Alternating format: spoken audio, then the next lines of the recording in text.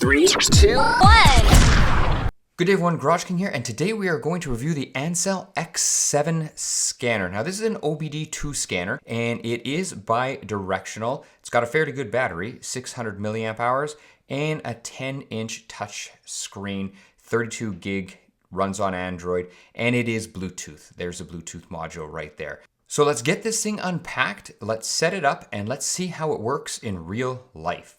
All right, so there's the screen. It does say Ancel. It's actually a pretty nice color screen. The first time you fire it up, it says the account has not been logged in and activated. Please complete the login and activation first. So we did that, straightforward, pretty easy to do. And now if we watch the little ball swirling around there, we can see that it's going to do all its updating. But I don't want to bore you with all the updating, so let's just update it and continue with the video.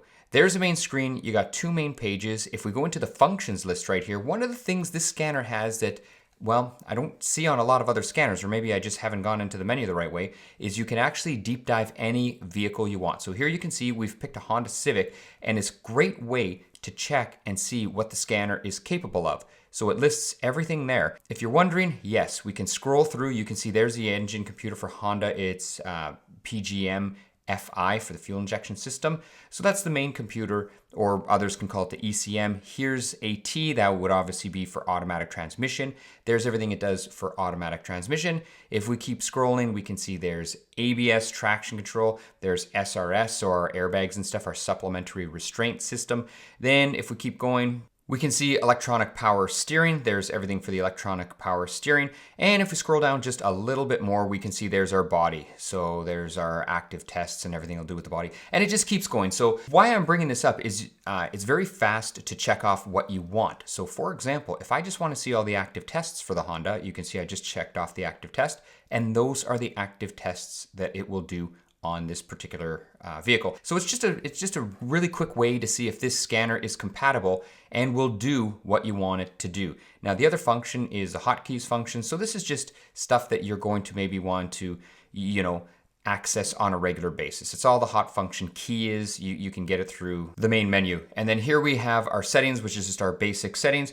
And then we can also look up DTCs. We have a DTC query, and there you can see there's all our diagnostic trouble codes. So quite easy to use, pretty straightforward. And if you want, you can even remote control it from any computer, or let me click again here, another mobile device like a phone, and you can transfer files. So the one thing I did like about this scanner is it is very easy to use. And heck, if you want, you can even set up your email account and you can check email on it. So let's see how it actually functions in real life. This Honda will be the test pilot for today. There is the main menu, and there you go. You can see the blue light shows that we are connected to the vehicle. Of course, I'm using the Bluetooth that it came with. So we're gonna do the vehicle auto scan. I'm gonna speed this up a little bit just because I don't wanna waste anybody's time. The scanner properly identified the vehicle. We are in Canada. Let's do a quick test. So I'm just gonna check the button right here. There we go, there is our quick test. And you know what? Let's do all systems. Gives us a quick little message saying it's gonna take a few minutes. That's fine. I'm gonna speed up the video because we don't wanna be here all day. There you go. You can see our vehicle's flashing, so we are connecting to the vehicle. And when I say vehicle's flashing, I meant the blue light on the Bluetooth dongle, of course. Our actual vehicle itself is not flashing. So here's what happens. It searches all the computers. It did find a DTC in the body electrical. So you know what? Let's view that DTC. Let's give it a little check mark right there. And we can see we have a B1177 abnormal battery voltage. I have got this before in the Honda. So you know what? Let's just clear it. Hopefully the scanner can clear it. So we're gonna go back there. I wanna click on body electrical right there. I'm gonna speed up the video again. I'm gonna go into gauges and read DTCs. And we, at the bottom, we should have, where are we back here? There we go, clear DTCs. So it says it's clearing them. Let's make sure that they are in fact cleared. Let's go back and check. No fault code present. So there you go. So that's good. So at least we cleaned up the old Honda. Now let's go into adjustments. We're just playing around here. Here's gauge control module, I guess, replacement.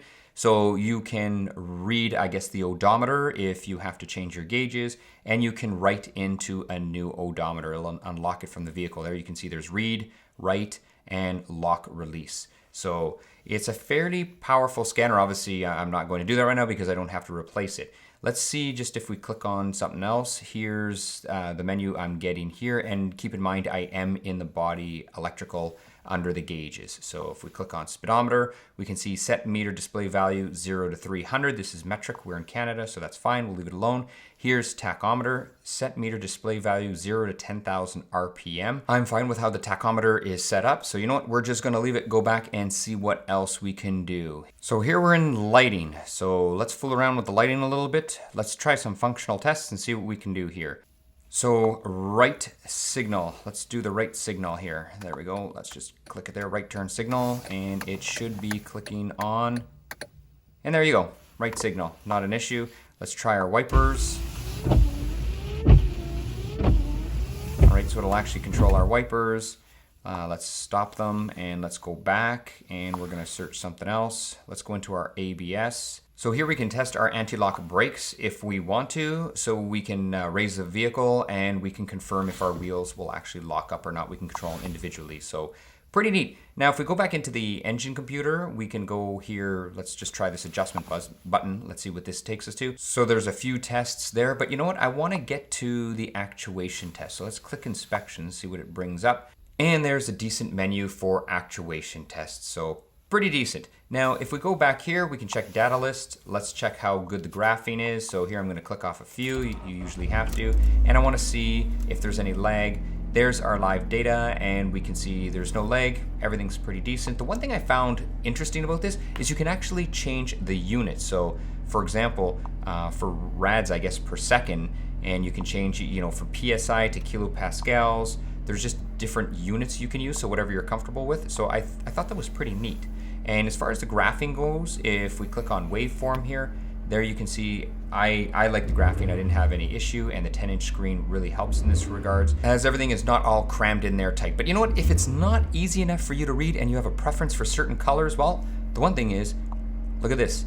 You can actually add colors to the graph, you know, to whatever you want certain items to be. So gives you a little bit of that customization, makes you feel special. So I thought that was pretty neat, and I did like that. Now we're just gonna go back to the main menu, and what's kind of neat is you can do one column, two. You can even sort of customize how you wanna view your data on the scanner. There's 2 columns. You can see we only have 6 items there. So I did find it was just very customizable and very easy to use. Here you can see I'm shutting the fuel injectors off and the engine just died. Test completed. Now, if we go into onboard diagnostics, every sensor is tested, and the nice thing is it sort of gives you a display of the current value, and it'll tell you the minimum and maximum value that sensor should be at. So I like that. I know some other scanners lay it out in a different format when you're looking at live data, but I did find it to be very well laid out. So what did I think of this scanner? Well, you know what? At its price point, I think it is a good deal, and there's definitely value there. It's around $350 US, or just over 500 Canadian,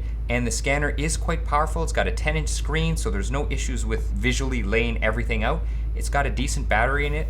I liked it. That is it for the video, so if you have any questions, please leave them below. Other than that, I do hope to see you next week. Thanks, everyone.